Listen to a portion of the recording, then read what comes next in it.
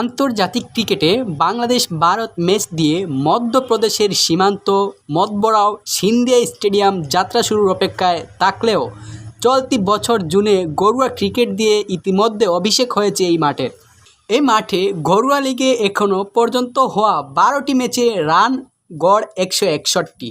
ম্যাচের আগে থাকবে জমকালো উদ্বোধনী ম্যাচ। গোয়ালিয়রের উইকেট যেন এক রহস্যময় দাদা, দিন দিন কিংবা রাতের আলোয় ধরন বোঝার দায়।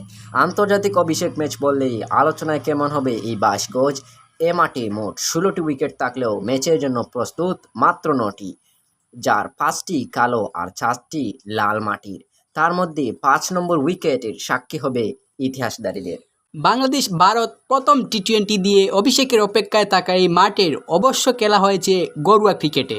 চলতি বছরের 15 থেকে 23 জুন এখানে গড়ায় এমপি টি-20 লিগ, যেখানে 12 ম্যাচ হয়েছে 3856 রান, গড় ইনিংস রান 161, শতক হয়েছে 3টি, 15, উইকেট পড়েছে 155। উইকেট নিয়ে সীমান্ত মাতবারা সিন্ধিয়া ক্রিকেট স্টেডিয়ামের venue media manager Rajiv Sikdar বলেছেন, দেখুন, উইকেট নিয়ে আমরা এতটাও খুব একটা জানি না, তবে এলপিএল এর সঙ্গে যদি আপনি তুলনা করেন, এই মাঠে প্রথম ইনিংসে 200 রানের আশেপাশে স্কোর করা হয়। আগে ব্যাট করা দল বাড়তি সুবিধা পায়। মতবরাও সিন্ধিয়ায় প্রথম ম্যাচ বলে কথা, তাই তো উদ্বোধনীতে চমক দেখাতে চায় মধ্যপ্রদেশ ক্রিকেট অ্যাসোসিয়েশন।